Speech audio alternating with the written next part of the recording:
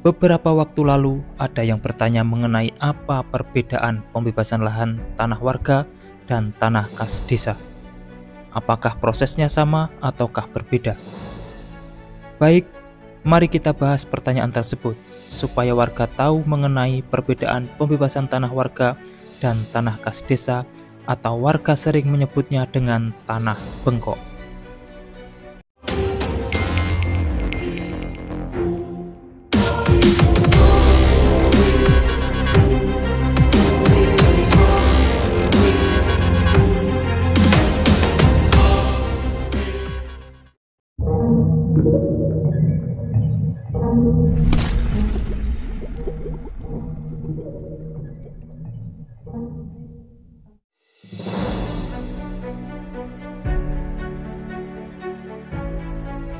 Pembebasan lahan tanah warga sebenarnya sudah sering kami bahas di beberapa video sebelumnya. Mengenai pembebasan tanah kas desa juga pernah sedikit kami singgung. Tapi tidak apa, mari kita ulas kembali sebagai edukasi bagi warga. Sebenarnya terdapat perbedaan signifikan pada alur pembebasan lahan tanah warga dan tanah kas desa. Perbedaan utamanya terletak pada status kepemilikan dan prosedur persetujuan. Tanah warga desa adalah milik perorangan, sedangkan tanah kas desa adalah aset milik desa yang dikelola pemerintah desa. Mengenai dasar hukumnya pun juga berbeda. Yang pertama, kita mulai dari tanah warga. Alur pembebasan lahan tanah warga umumnya terdiri dari 4 tahapan utama: perencanaan, persiapan, pelaksanaan, dan penyerahan hasil, sesuai dengan Undang-Undang Nomor 2 Tahun 2012 tentang pengadaan tanah bagi pembangunan untuk kepentingan umum. Tahapan ini melibatkan penyusunan dokumen perencanaan, pembentukan tim identifikasi pemilik lahan, pengukuran tanah, penilaian ganti rugi, musyawarah, dan akhirnya pemberian ganti rugi yang layak. Selanjutnya mari kita ulas satu persatu. Yang pertama, perencanaan, menentukan kebutuhan dan kelayakan proyek yang akan membebaskan lahan. Menyusun dokumen perencanaan pengadaan tanah berdasarkan studi kelayakan dan rencana tata ruang wilayah, dan mengajukan permohonan pembebasan tanah kepada pemerintah. Yang kedua, persiapan, pemberitahuan rencana pembangunan kepada masyarakat, penyuluhan dan konsultasi dengan pemilik lahan dan pihak terkait, pembentukan tim pembebasan tanah, inventarisasi dan identifikasi pemilik lahan, batas-batas tanah, serta objek lainnya, dan pengukuran tanah oleh pihak yang berwenang. Yang ketiga, pelaksanaan, appraisal ganti rugi oleh penilai yang ditunjuk, musyawarah untuk penetapan bentuk dan besaran ganti rugi berdasarkan hasil penilaian. Jika ada kesepakatan, maka ganti rugi diberikan kepada pihak yang berhak.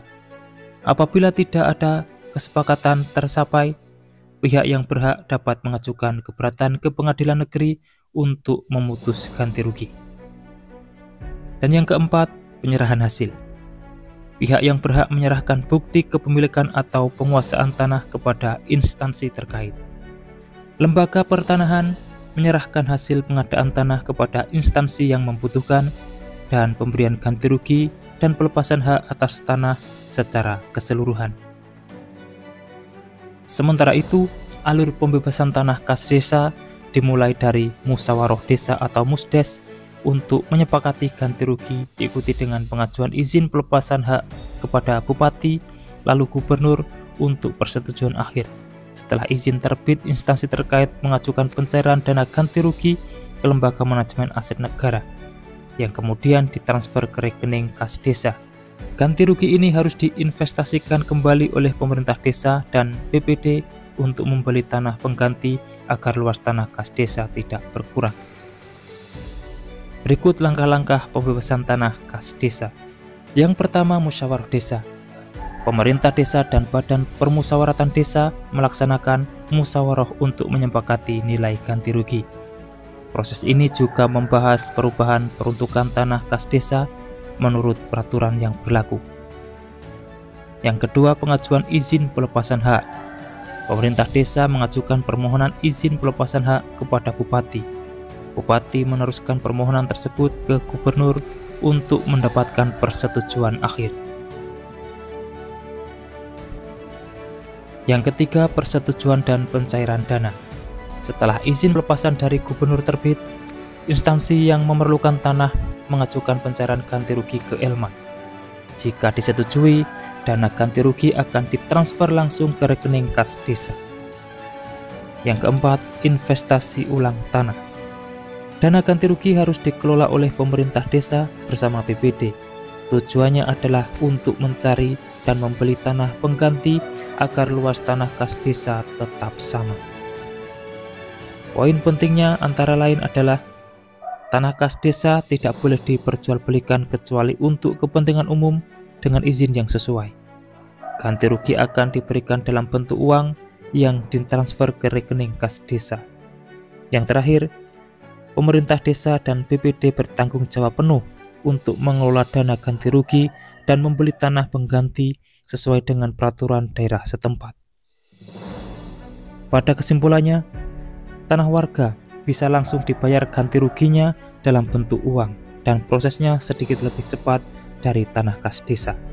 Sedangkan tanah kas desa harus melalui prosedur tukar-menukar dan izin pemerintah daerah karena menyangkut aset desa yang tidak boleh diperjualbelikan. Demikian informasi yang dapat kami sampaikan untuk saat ini, semoga bermanfaat. Dan jangan lupa pantau terus channel ini untuk mendapatkan update informasi di setiap harinya. Terima kasih telah menonton dan saya pamit undur diri. Wassalamualaikum warahmatullahi wabarakatuh. Sampai bertemu di kabar menarik selanjutnya.